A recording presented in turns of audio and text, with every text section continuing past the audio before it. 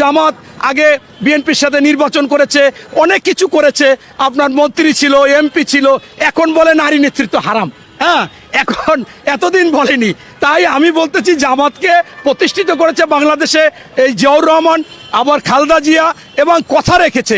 এরা হচ্ছে কি ইসলাম ইসলাম বললো, আপনার একটা গান আছে না যে কলিজা ভুনা করিয়া খাওয়াইলো বলবে লবণ কম হয়েছে। এই জামাত হচ্ছে বিএনপি থেকে সব কিছু পেয়েছে, এ পর্যন্ত সব কিছু করেছে, অতএব এরা এখন বলে যে ওই একটু লবণ কম হয়েছে। আবার পাশাপাশি দেখেন চরমনাই, আমার অবাক লাগে যে এরা যে ইসলামের কথা বলে, এরা আসলে নাস্তিক না আস্তিক না কি? যে আমির এ পর্যন্ত আমার কাছে 100টা বক্তব্য আছে, বলতে জামাত যেখানে যেখানে স্পর্শ করবে ধ্বংস হয়ে যাবে, ওই এই মাদ্রাসা ধ্বংস হয়ে গেছে, ওই আপনার বিএনপিতে গেছে ধ্বংস হয়ে গেছে, অমুক গেছে ধ্বংস হয়ে গেছে। রোজ কিয়ামত পর্যন্ত কখনো চরমনাই এই জামাতকে গ্রহণ করবে না, জামাতকে নিবে না। এবং ওরা মুসলমান না, শিবির বেয়াদব, এইটা বেয়াদব, অমুক খারাপ। এখন দেখি সেই জামাতের আমির আবার বলে যে আমরা মিলে গেছি, হ্যান্ডশেক করেছি, একটা দলের মাথায় ঠাডা পড়ছে। আরে ভাই, ঠাডা তো তোমার মাথায় পড়বে এবং পড়ছে, কারণ তুমি আগে তোমার কথা ঠিক রাখো নাই। তুমি কি কোন কথা কোন সময় কি বলেছো সেটা তুমিই ভালো জানো। তোমাদের কথা তো ঠিক নাই।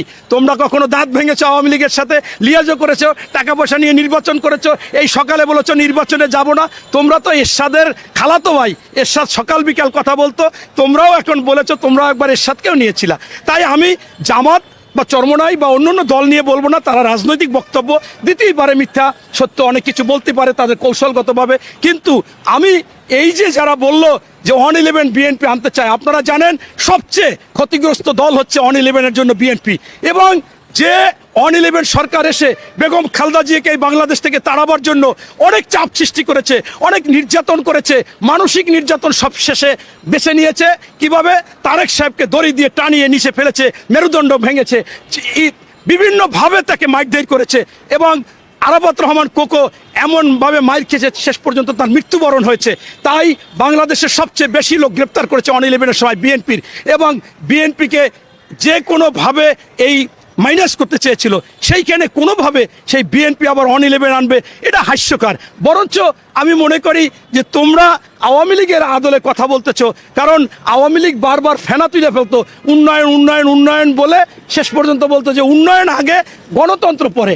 আর তোমরা আজকে বলতেছো সংস্কার সংস্কার সংস্কার, অর্থাৎ তোমাদের সংস্কার আগে, ভোট পরে, নির্বাচন পরে। এটা হতে পারে না।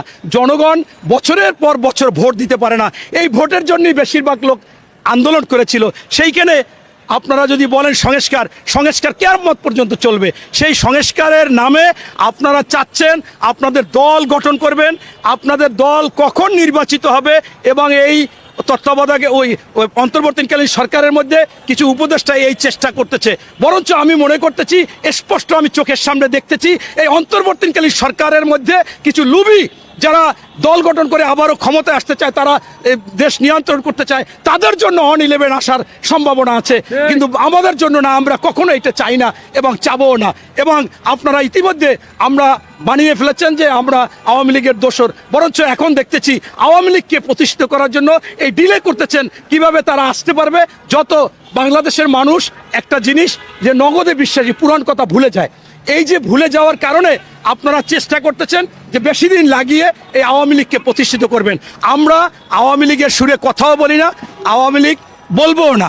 তাই আপনারা স্পষ্টভাবে আপনাদেরকে জানিয়ে দিতে চাই, আপনারা যে কথাগুলো বলতেছেন সেই কথা একটাও সঠিক না।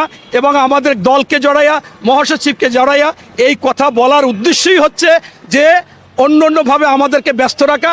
ঠিক খুনি হাসিনা, শেখ হাসিনার মতো অবস্থা। খুনি হাসিনা করতো কি, এক একটা ইস্যু তৈরি করতো, ইস্যু তৈরি করে আমাদেরকে ব্যস্ত রাখতো।